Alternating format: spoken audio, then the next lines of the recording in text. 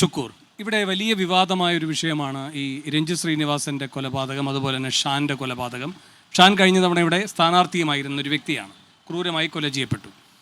SDP-യുടെ പിന്തുണ ഈ ഘട്ടത്തിൽ ചർച്ചാ വിഷയമായല്ലോ. നിങ്ങളെ പ്രതിരോധത്തിലാക്കിയതാണ് ആ വിഷയം. SDP-യുടെ പിന്തുണ നിങ്ങൾക്ക് വേണോ വേണ്ടയോ? വേണ്ട, തറപ്പിച്ച് വേണ്ട. SDP-കാരന്റെ പിന്തുണയോ? SDP-കാരൻ്റെ അവൻ്റെ പൗരാവകാശ ധർമ്മം അവർ വിനിയോഗിക്കുന്നതിന് നമ്മൾ ചോദ്യം ചെയ്യില്ല. SDP-യുടെ വോട്ട് വേണ്ട, വേണ്ട, വേണ്ട. ഞാൻ PDP-കാരുടെ വോട്ട് വേണ്ടെന്ന് ഞാൻ മത്സരിച്ചപ്പോൾ പറഞ്ഞ ആളാണ്. എനിക്കെന്താ സംശയം? ഞങ്ങൾക്കൊരു ജനാധിപത്യ ബോധമുണ്ട്, ഒരു മതേതര ബോധമുണ്ട്, തീവ്രവാദ വിരുദ്ധ പ്രവർത്തനങ്ങളുണ്ട്. അത് ഞങ്ങളൊരു ദേശീയ രാഷ്ട്രീയ പ്രസ്ഥാനമാണ്, രാജ്യത്തെ ജനങ്ങളോട് പ്രതിബദ്ധതയുള്ളതാണ്. ഞങ്ങളുടെ നിലപാടുകൾ അതാണ്. ഞങ്ങൾക്ക് ആ പിന്തുണ വേണ്ട. ഞങ്ങൾ പറഞ്ഞല്ലോ, ഞങ്ങളുടെ പ്രതിപക്ഷ നേതാവ് പറഞ്ഞു, ഞങ്ങളുടെ അഖിലേന്ത്യാ നേതാവ് പറഞ്ഞു, സംസ്ഥാന നേതാവ് അത് പറയാനുള്ള കല്യാണം വേണമെന്നേ. അത് കോട്ടാങ്കൽ പഞ്ചായത്തിലും ഭരിക്കുന്നത് പോലെയല്ല ഞങ്ങൾ. ശരി, പക്ഷേ അല്ല, അങ്ങ് കോട്ടാങ്കൽ പഞ്ചായത്ത് അല്ല, ഒരു സെക്കൻഡ്, അങ്ങ് തന്നെ ഇവിടെ സ്ഥാനാർത്ഥിയായിരിക്കുമ്പോ പറഞ്ഞു എന്നല്ലേ പറയുന്നത് PDP-യുടെ വോട്ട് വേണ്ട അല്ലേ?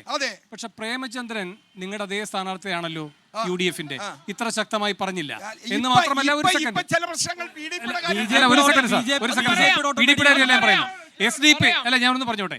SDP-യുടെ കാര്യത്തിനകത്ത് പ്രേമചന്ദ്രന്റെ പ്രതികരണം എങ്ങനെയായിരുന്നു എന്ന് അങ്ങേക്കറിയാം. ഒരു സെക്കൻഡ്, ഇന്ന് VD സതീശന് പറയേണ്ടി വന്നത് എന്താണ്?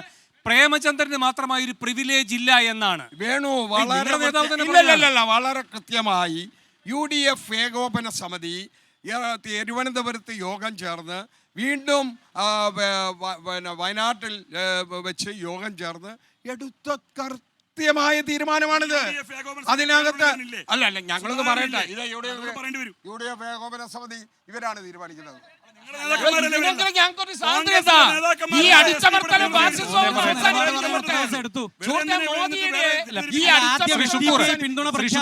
പറയുന്ന കാര്യമുണ്ടെങ്കിൽ എന്തുകൊണ്ട് VD സതീശന് പറയേണ്ടി വരുന്നു പ്രേമചന്ദ്രന് ഒരു പ്രത്യേക പ്രിവിലേജ് ഇല്ല എന്ന്? അത് ഏത് സാഹചര്യത്തിൽ പറഞ്ഞു എന്നുള്ളത് എനിക്കറിയില്ല. SDP-യുടെ പിന്തുണയുടെ സാഹചര്യത്തിൽ പ്രതിപക്ഷ നേതാവ് വളരെ വ്യക്തമായി പത്രസമ്മേളനം നടത്തി.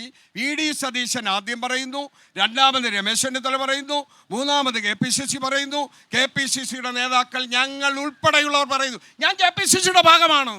ഞാൻ കഴിഞ്ഞ 6 വർഷമായിട്ട് KPCC-യുടെ ജനറൽ സെക്രട്ടറി. ആലപ്പുഴയിൽ SDP-യുടെ വോട്ട് വേണ്ട.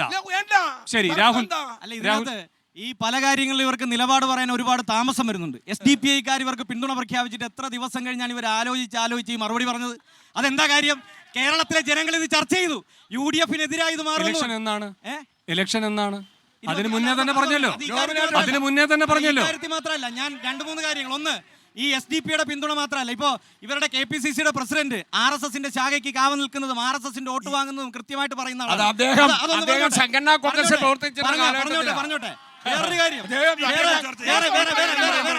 RSS-ന്റെ വോട്ടും SDP-യുടെ വോട്ടും വേണ്ടെന്ന്.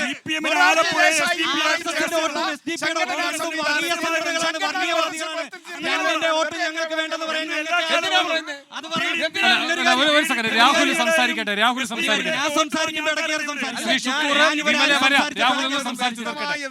ഞാൻ സംസാരിക്കുമ്പോൾ അങ്ങയുടെ പാർട്ടിയുടെ SDP-യുമായി ബന്ധപ്പെട്ട കാര്യങ്ങൾ കൃത്യമായി പറഞ്ഞു. രാഹുൽ അതൊന്നും ഞാൻ പറഞ്ഞപ്പോ ഇവർ പറയുമ്പോൾ ആരും സംസാരിച്ചിട്ടില്ല. ഞാൻ പറയുമ്പോൾ മാത്രം ഇവർ ഇടയ്ക്കേറെ സംസാരിക്കണം. അപ്പൊ ഒന്ന്, പിന്നെ വേറൊരു കാര്യം, ഒരു നിലപാടും ഇല്ലാത്ത വേറൊരു കാര്യം, പൗരത്വ ഭേദഗതി നിയമം. ഈ വിഷയത്തിൽ ഇവർക്ക് നിലപാടില്ല. ഇവിടെ അല്ല, പറയട്ടെ, സംസാരിക്കല്ലേ? ഞാൻ പറഞ്ഞു കഴിഞ്ഞിട്ട് പറ. ഇവിടെ അല്ല, പറയട്ടെ.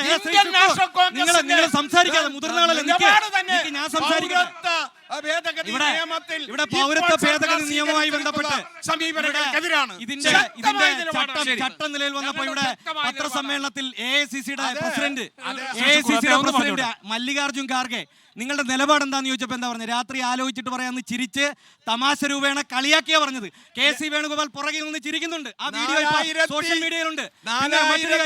മറ്റൊരു കാര്യം, പൗരത്വ ഭേദഗതി നിയമം നടപ്പാക്കില്ല എന്ന് പ്രകടന പത്രികയിൽ പറഞ്ഞ CPIM-ഉം CPI-യുമാണ്. ഇവിടെ UDF-ന്റെ ഇവിടെ അങ്ങനെയെങ്കിൽ രാഹുലെ ഇതേ പാർട്ടി തന്നെയാണല്ലോ തമിഴ്നാട്ടിലും നിങ്ങളുടെ കൂടെ ഉള്ളത്. അല്ല, പറയട്ടെ, പ്രത്യേകം ഇടതുപക്ഷ പാർട്ടി എന്ന നിലയിൽ CPIM-ന്റെയും CPI-യുടെയും പ്രകടന പത്രിക പുറത്തിറക്കിയപ്പോൾ അതിനകത്ത് പ്രധാനപ്പെട്ട കാര്യം പറഞ്ഞത് പൗരത്വ ഭേദഗതി നിയമം നടപ്പിലാക്കില്ല. ഇവരുടെ പ്രകടന പത്രിക ഇറങ്ങി. എവിടെയാ പറഞ്ഞത്? അതിനകത്ത് CA എന്നൊരു പരാമർശം, ഒരു വാക്ക് പോലും എല്ലാ കാലത്തും പ്രഖ്യാപിച്ച നിലപാട് ഒളിച്ചോടിയാണ്. ഇവിടെ ഒളിച്ചോടിയാണ്. എന്താ നോർത്ത് ഇന്ത്യയിലാണ് അല്ലല്ല, ഒരു സെക്കൻഡ്. രാഹുലെ ഇവിടെ ഇപ്പോ നിങ്ങളുടെ മാനിഫെസ്റ്റോയിൽ പറയുന്നു ഇത് നടപ്പാക്കില്ല. കോൺഗ്രസ് ആ കാര്യത്തിൽ മൗനം പാലിക്കുന്നു. നിങ്ങളും DMKയും ഇതുപോലെ തന്നെ പറഞ്ഞിട്ടുണ്ട് അവരുടെ മാനിഫെസ്റ്റോയിൽ CAA നടപ്പാക്കില്ല, പൗരത്വ ഭേദഗതി നിയമം. അപ്പോൾ അവിടെ നിങ്ങളും DMKയും പറയുന്നു, അവിടെ പക്ഷെ നിങ്ങൾ ഒരു തടസ്സവുമില്ലാതെ ഇത് പറയാത്ത കോൺഗ്രസുമായി ചേരുന്നു. ഇവിടെ മാത്രം നിങ്ങൾ രണ്ടായിട്ട് നിൽക്കുന്നു. ഈ കാര്യത്തിൽ നിങ്ങൾ തർക്കം ഉന്നയിക്കുന്നു. അതിന്റെ മറുപടി? ഇതിനകത്ത് രാജ്യത്തെ ഇന്ത്യ മുന്നണിയുടെ സാഹചര്യം എന്താണെന്ന് എല്ലാവർക്കും അറിയാം. വർഗീയ കേരളത്തിൽ ഇന്ത്യ മുന്നണി ഇല്ല. പറയാം, കേരളത്തിലില്ല. വർഗീയ പാർട്ടിയെ ഭരണത്തിൽ നിന്ന് മാറ്റി നിർത്താൻ, BJPയെ ഭരണത്തിൽ നിന്ന് മാറ്റി നിർത്താൻ രാജ്യത്തെ മതനിരപേക്ഷ കക്ഷികൾ എല്ലാവരുമായും കൂട്ടിയോജിച്ചുകൊണ്ട്, അത് കോൺഗ്രസ് മാത്രമല്ല, കോൺഗ്രസ് ഞാൻ ചോദിക്കുന്നത് കേരളത്തിന് അപ്പുറത്തേക്ക് നിങ്ങളിപ്പോ വാളയാർ കടന്നാൽ എല്ലാവരും വാളയാർ കടന്നാൽ എല്ലാ കോൺഗ്രസ്സുകാരും അങ്ങ് BJP ആകുമെന്ന് പറയുന്നുണ്ടല്ലോ. ഈ വാളയാർ കടക്കുമ്പോഴാണല്ലോ നിങ്ങൾ എല്ലാവരും കൂടെ ചേർന്നുകൊണ്ട് ഇതേ വിഷയത്തിൽ കോൺഗ്രസിനെ പ്രതിരോധത്തിലാക്കാതെ കൂട്ടമായി നിന്ന് മത്സരിക്കുന്നത്. അതിന്റെ ന്യായം എന്താ? ഈ CAA പറ്റി മൗനം പാലിക്കുന്ന ഇതേ കോൺഗ്രസ് തന്നെയല്ലേ തമിഴ്നാട്ടിലും? ഇന്ത്യ മുന്നണിയുമായി ബന്ധപ്പെട്ട് അതിന്റെ യോഗങ്ങൾ ചേർന്നപ്പോൾ തന്നെ അതിന്റെ വാർത്തകളും അതിന്റെ പ്രസ്താവനകളും എല്ലാം പുറത്തു വന്നതാണ്. എന്താ, അതാത് സംസ്ഥാനങ്ങളിലെ സാഹചര്യത്തിൽ BJPയുമായി എതിർക്കുക എന്നുള്ളതാണ്. ഇവിടെ BJP ഒരു സാന്നിധ്യമല്ല. BJP കേരളത്തിൽ വട്ടപൂജയാണ്. ഇവിടെ കോൺഗ്രസും UDFും LDFും തമ്മിലാണ് മത്സരം. ഇവിടെ മുന്നണിയുടെ ഭാഗമായിട്ട് നിൽക്കേണ്ട കാര്യമില്ല. ഇത് തെരഞ്ഞെടുപ്പിന്